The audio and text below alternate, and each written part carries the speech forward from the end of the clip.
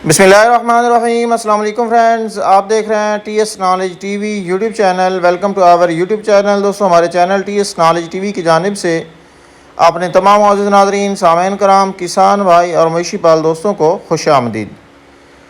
दोस्तों, आज की इस वीडियो में आपको एक बहुत ही खूबसूरत भैंस दिखाने जा रहे हैं। ये भैंस कोई आम भैंस नहीं है।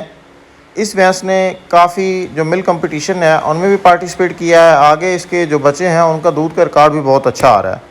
दोस्तों, ये जो भैंस है इसका नाम मस्तानी है। इसके ऑनर हाजी इफ्तिखार अहमद बागड़ी साहब ऑफ मंडी बहाउद्दीन है। इस भैंस की ख़ास बात जो आपको बताना चाहूँगा वो ये है कि ये अभी 21वें सूबे के लिए तैयार हो रही है। यानी इसने पहले 20 बच्चे दे लिए हैं, अभी 21st के लिए ये भैंस जो है ये तैयार हो रही है।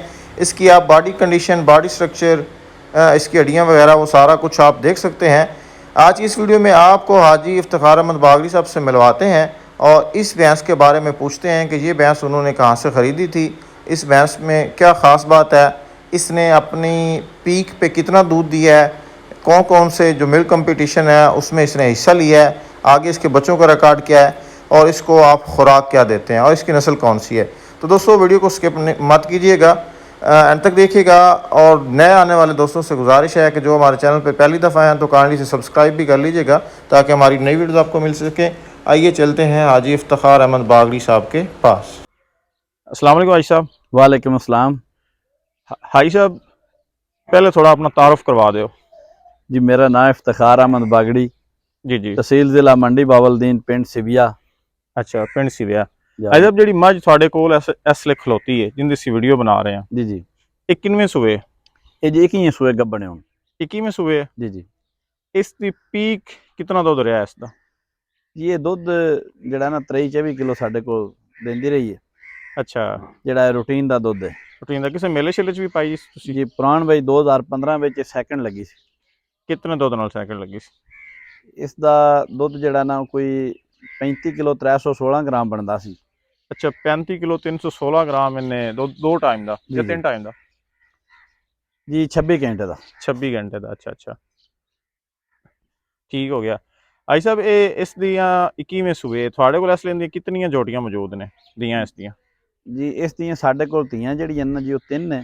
अच्छा, जा 3 दियां मौजूद ने। जी जी, अच्छा, दियां दे विच इसदा आगे रिकॉर्ड की है बच्चों दे विच?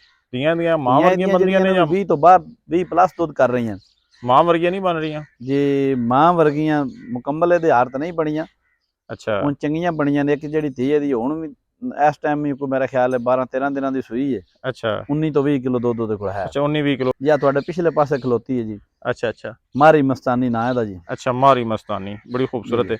तो भाई साहब, की वजह है मां वर्गियां क्यों नहीं बनिया? संडिया का रोल है या? जी, बस कुदरती गल जी, ये जितनी एवरेज इन्हों की नहीं बनी। अच्छा अच्छा, इनके जितनी या नहीं ये तो बनी। 23-24 किलो दुध जड़ा आम देंदी रहंदी। अच्छा, तो इसलिए पिछले सूबे का 20वें सूबे का कितना दुध सी? जी, 20वें सूबे का भी दुध 20-21 किलो। अच्छा, रूटीन दे तिना विच। थणा चो एक थाने का मर गया जी, अच्छा उत्ते पैर आया जी। अच्छा, पैर आया। जा अच्छा भाई साहब, यह दसिया जी इनका ओरिजिन की है, मझ तुसी कित्थों लई है? ये जी व्याड़ी दे विच ना एक लकड़ी वाला पिंड है, उत्थों लई सी। लकड़ी वाले जी जी, पहले सूबे लई है? पहले? जी नहीं, त्रीजे सूबे लई। अच्छा, त्रीजे सूबे लई है। तो भाई साहब, यह दसो कि मझां अमूमन 12-13-14 सूबे करदियां ने, उस तो बाद उन्हां कोलों टुरिया भी नहीं जाता। या वेख लो तुहाडे सामने पोजीशन दी। ते ये खुली रखी दी, रस्सा पाना छड़ दिते 3-4 साल तो। अच्छा खुली जो कोई मर्जी खाए पिए, जिथे मर्जी बवे खलोवे। अच्छा, तुहानू की लगदा है कि इस खुली दे उत्ते रखने की कोई वजह तो ये इसकी सेहत मेंटेन है या ये वैसे मझ दी हड्डी इस तरह दी? जी वैसे जी ये मैंने सारे माल जो प्यारी लगदी है, सन रस्सा भी कद नहीं पाया। अच्छा इस उम्र विच भी ये जेड़ी पोजीशन है तुहाडे सामने। अच्छा, इस दुध उम्र। अल्लाह दी जात बड़ा बख्शिया है। इहदियां अच्छा धीयां भी दुध चंगा करदियां अच्छा, जा माड़ियां नहीं। अगों इहदियां दोतरियां भी साडे कोल तैयार होईयां खड़ियां दो त्रियां तैयार हुई हैं। जा। ते ये जेड़ी ऐसा। इस टाइम थर्ड लगी है जी, अपना खूबसूरती विच ओदी दोतरी सी। अच्छा, जी खूबसूरती पत्तों की तीसरा नंबर ते इसकी दोतरी है। जा दोतरी। अच्छा, ये एक चीज क्लियर करो जरा, ये नस्ल केड़ी है? नीली है, रावी है या मिक्स है? जी मेरे ख्याल नाल 30% जड़ा ना रावी है, 70% नीली है। 70% नीली है। जा ते इसका कोई ब्रीडर ब्रूडर तुसी नहीं रखिया क्योंकि मझ जो इतनी जी, अच्छी? ब्रीडर दा रखे एक।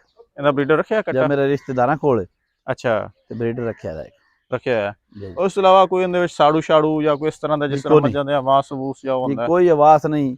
इस उम्र तक भी कोई साड़ू नहीं, बस थन ते पैर आया, एक थन दाया हो गया। अच्छा अच्छा, जरा बाकी इन्हू कोई नहीं, टोर बिल्कुल के जरा टोर के जरा थोड़ी चेक करवाओ। कोई डर झाका नहीं है किसी गल का। अच्छा, मतलब इसका पीक दुध जो 35 किलो रहा है। ये तो मुकाबले का दुध है ना, मझ 24 सेर 25 सेर 23 सेर एवरेज जड़ी ने अच्छा या कर दी रही साडे को। अच्छा अच्छा, तो ये हाजी साहब इन खुराक की देंगे हो? खुराक जी हुण ते खुली जो मर्जी खाए वो देने आ। नहीं जो मर्जी फिर जो तुम पाते हो वही ये खाना है। खुराक जितना दुध देंदी कोशिश ते करदी खुराक भी चंगी दईए। अच्छा, जा ਤੇ ਤੁਸੀਂ ਸਾਹਮਣੇ ਨਜ਼ਰ ਆ ਰਿਹਾ ਦੋਸਤਾਂ ਨੂੰ ਸਾਈਲੇਜ ਵੀ, जी जी ਇਹ ਸਾਈਲੇਜ ਤੇ जी सैलज भी सी पाने, अद्धा सैलज पाने, अद्धा साबे पट्ठे पाने। ਅੱਧੇ ਸਾਵੇ ਪੱਠੇ ਪਾਉਂਦੇ ਆ, जा ਉਸ ਤੋਂ ਇਲਾਵਾ ਵੰਡਾ ਛੰਡਾ वंडा शंडा भी दिलो कोशिश करदी वाली पाई है। ਜਿਤਨਾ ਖਾ ਜਾਵੇ। जा ਠੀਕ ਹੋ ਗਿਆ। ਅੱਛਾ, ਇਹ ਤੁਹਾਡੇ ਕੋਲ ਹੋਰ ਵੀ ਮੱਝਾਂ ਨੇ ਕਾਫੀ, जी जी ਕੋਈ ਐਸੀ ਮੱਝ ਹੈ ਜਿਹੜੀ ਵੀ ਸੂਬੇ ਤੋਂ ਉੱਤੇ ਗਈ ਹੋਵੇ?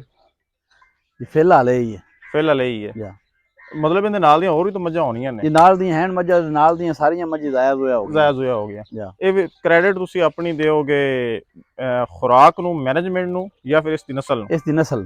ਇਹਦੀ ਨਸਲ ਅੱਛੀ जा ਹੈ। ਅੱਛਾ, जा ਨੀਲੀ ਰਾਵੀ ਦੇ ਵੈਸੇ ਕਿਤਨੇ ਸੂਬੇ ਤੱਕ ਚੱਲ ਜਾਂਦੀ ਅਮੂਮਨ?